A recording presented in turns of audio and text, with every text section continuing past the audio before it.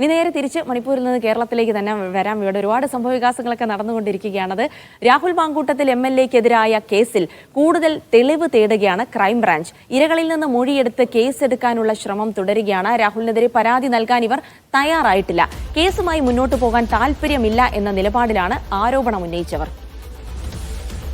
തിരുവനന്തപുരത്ത് നിന്ന് ഷിജോ കുര്യൻ വിവരങ്ങൾ നൽകാനായി ചേരുന്നുണ്ട്. Shijo, good morning. ഈ രാഹുൽ മാങ്കൂട്ടത്തിന്റെ കേസുമായി ബന്ധപ്പെട്ട് ഒരു പരാതിയുമായി ഇതിൽ നേരിട്ട് ഇരകളായ ആളുകൾ എത്തുന്നില്ല എന്നുള്ളതാണ് ക്രൈംബ്രാഞ്ചിന് മുന്നിലുള്ള ഏറ്റവും വലിയ വെല്ലുവിളി. നിലവിൽ 13-ലധികം പരാതികൾ ലഭിച്ചിട്ടുണ്ട്. പക്ഷേ ഇത് ഈ കേസുമായി നേരിട്ട് ബന്ധമില്ലാത്തവരാണ് എന്നുള്ളത് കൊണ്ട് തന്നെ ഈ ആരോപണം ഉന്നയിച്ച് അല്ലെങ്കിൽ ശബ്ദ സന്ദേശം പുറത്തു വന്ന ആളുകളിൽ നിന്ന് അവരുടെ പരാതിയോ അല്ലെങ്കിൽ അവരുടെ മൊഴിയോ രേഖപ്പെടുത്താനുള്ള ക്രൈംബ്രാഞ്ചിന്റെ ശ്രമം വിജയിക്കുന്നില്ല. ഇത് കേസുമായി ബന്ധപ്പെട്ട മുന്നോട്ട് പോകാൻ എത്രത്തോളം തടസ്സമാകുന്നുണ്ട് ക്രൈംബ്രാഞ്ചിന്? എന്തൊക്കെ വിവരങ്ങളുണ്ട് Shiju? Jilsy, good morning. Palakkad MLA Rahul മാങ്കൂട്ടത്തിനെതിരായിട്ടുള്ള ലൈംഗിക പീഡന ആരോപണത്തിൽ നിലവിൽ അന്വേഷണം ക്രൈംബ്രാഞ്ച് നല്ല രീതിയിൽ തന്നെ നടത്തുന്നുണ്ട്. പക്ഷേ അപ്പോഴും ക്രൈംബ്രാഞ്ചിനെ സംബന്ധിച്ചുകൊണ്ട് പലയിടത്തും വഴിമുട്ടുന്ന രീതിയിലേക്ക് കാര്യങ്ങൾ ചെന്നെത്തുകയും ചെയ്യുന്നുണ്ട്. കാരണം ഇതിനകത്ത് നേരിട്ട് ഇതുവരെ ഇരകളായിട്ടുള്ള ആരും തന്നെ രാഹുൽ മാങ്കൂട്ടത്തിനെതിരെ പരാതിയുമായിട്ട് രംഗത്ത് വന്നിട്ടില്ല. അതുതന്നെയാണ് ക്രൈംബ്രാഞ്ചിനെ സംബന്ധിച്ചുകൊണ്ട് അന്വേഷണം മുന്നോട്ട് കൊണ്ടുപോകുന്നതിന് ഒരു തടസ്സമായിട്ട് നിലനിൽക്കുന്നത്. മൂന്നാം കക്ഷിക്കാരായിട്ടുള്ള നിരവധി ആളുകൾ പരാതിയുമായിട്ട് ഇമെയിൽ മുഖാന്തരം സംസ്ഥാന പോലീസ് മേധാവിക്കും ക്രൈംബ്രാഞ്ചിനുമൊക്കെ പരാതിയായിട്ട് നൽകിയിട്ടുണ്ട്. പക്ഷേ ആ പരാതികളിൽ അവർ ഇരയാകാത്തതുകൊണ്ട് മൂന്നാം കക്ഷിക്കാരാണ്. അതിനകത്ത് പല പരാതികളും രാഹുലിന് അനുകൂലമായിട്ടും രാഹുലിന് പ്രതികൂലമായിട്ടും വന്നിട്ടുണ്ട്. രാഹുലുമായി ബന്ധപ്പെട്ടുകൊണ്ട് ഇന്നലെ തന്നെ നമ്മൾ കണ്ടിരുന്നു, ജീനയുമായി ബന്ധപ്പെട്ടുള്ള ഒരു പരാതി ഉണ്ടായിരുന്നു. അതിനകത്ത് രാഹുലിന് അനുകൂലമായിട്ടുള്ള ഒരു പരാതിയാണ്, ഗൂഢാലോചനയുമായി ബന്ധപ്പെട്ടുള്ള പരാതികളാണ് അങ്ങനെ വന്നത്. അതിനുമപ്പുറത്തേക്ക് രാഹുലുമായി ബന്ധപ്പെട്ടുള്ള ഉയർന്ന ആരോപണങ്ങളിൽ സമഗ്രമായിട്ടുള്ള അന്വേഷണം വേണം. ആ രീതിയിൽ വന്ന പരാതികൾ മാത്രമാണ് നിലവിൽ സംസ്ഥാന പോലീസ് മേധാവിക്കും ക്രൈംബ്രാഞ്ചിനും മുമ്പാകെ ലഭിച്ചിട്ടുള്ളത്. അതല്ലാതെ ഇരകളാക്കപ്പെട്ട ആരും തന്നെ ക്രൈംബ്രാഞ്ചിന് മുമ്പാകെ പരാതിയുമായിട്ട് വരികയും ചെയ്തിട്ടില്ല.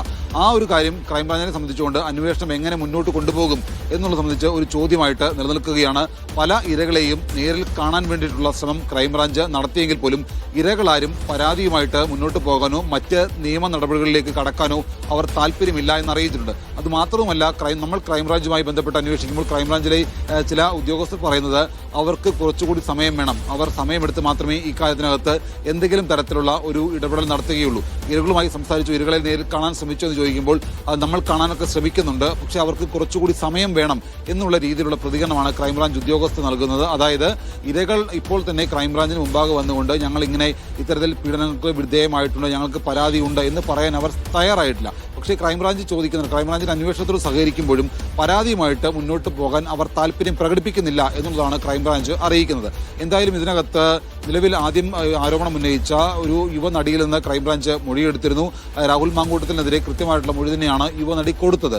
അപ്പോൾ ആ യുവനടി നൽകിയ മൊഴിയുടെ അടിസ്ഥാനത്തിൽ അന്വേഷണം നടത്താൻ കഴിയുമോ എന്നുള്ള ആലോചന ക്രൈംബ്രാഞ്ച് നടത്തുന്നുണ്ട്. ഇതിനകത്ത് യുവനടിയെ പരാതിക്കാരിയാക്കണോ എന്നുള്ള കാര്യത്തിനകത്ത് ഒരു നിയമോപദേശം ക്രൈംബ്രാഞ്ച് തേടുകയും ചെയ്യും. കഴിഞ്ഞ ദിവസം യുവനടി മൊഴി നൽകിയപ്പോഴും ഇതിനകത്ത് പറഞ്ഞ എല്ലാ കാര്യത്തിലും യുവനടി ഉറച്ചു നിൽക്കുന്നുണ്ട്. രാഹുൽ മാങ്കൂട്ടത്തിൽ സന്ദേശം അയച്ചു, അശ്ലീല ചൊവ്വയോടുകൂടി സംസാരിച്ചു, ഇതടക്കമുള്ള കാര്യങ്ങൾ യുവനടി ക്രൈംബ്രാഞ്ചിന് മുമ്പാകെയും ആവർത്തിച്ചിരുന്നു. പക്ഷേ അപ്പോഴും പരാതി നൽകി മുന്നോട്ട് പോകുന്ന കാര്യത്തിനകത്ത് അവർ ഒരു വിസമ്മതമാണ് അറിയിച്ചത്. അപ്പോൾ അതിനകത്ത് എന്തെങ്കിലും തരത്തിലൊരു സാധ്യത തേടി അവരെ പരാതിക്കാരിയാക്കാൻ കഴിയുമോ എന്നുള്ള നിയമോപദേശം ക്രൈംബ്രാഞ്ച് തേടുന്നുണ്ട്.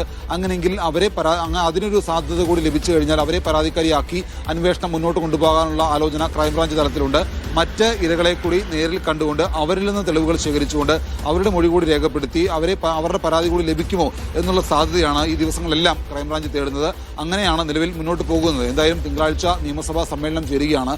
രാഹുൽ മാങ്കൂട്ടത്തിൽ നിയമസഭയിലേക്ക് വരുമോ ഇല്ലയോ എന്നുള്ള കാര്യത്തിലടക്കം ഇപ്പോഴും ആകാംക്ഷ നിറയുന്നുണ്ട്. അതായത് കോൺഗ്രസ് പാർട്ടിയിൽ നിന്ന് ഈ രാഹുൽ മാങ്കൂട്ടത്തിനെ സസ്പെൻഡ് ചെയ്തു എന്ന് പ്രതിപക്ഷ നേതാവും KPCC പ്രസിഡന്റും എല്ലാം പറയുമ്പോഴും ഇതുവരെ പാർട്ടിയിൽ നിന്ന് ഔദ്യോഗികമായി സസ്പെൻഡ് ചെയ്തു എന്നുള്ള കാര്യം നിയമസഭാ സ്പീക്കറെ അറിയിച്ചില്ല. പാർലമെന്ററി പാർട്ടിയിൽ നിന്ന് രാഹുലിനെ സസ്പെൻഡ് ചെയ്തു എന്നുള്ള കാര്യങ്ങൾ ഇതുവരെ സ്പീക്കറെ അറിയിച്ചില്ല. അപ്പോൾ തിങ്കളാഴ്ച രാഹുൽ മാങ്കൂട്ടത്തിൽ നിയമസഭയിലടക്കം വരുമോ എന്നൊരു കാര്യത്തിനകത്തും ആകാംക്ഷയുണ്ട്. എന്തായാലും ഒരു ഭാഗത്ത് ക്രൈംബ്രാഞ്ചിന്റെ അന്വേഷണം പുരോഗമിക്കുമ്പോൾ തിങ്കളാഴ്ച നിയമസഭാ സമ്മേളനം ചേരുകയാണ്. രാഹുലിനി നിയമസഭയിൽ കൂടി വരുമോ എന്നുള്ളതാണ് അറിയേണ്ടത്.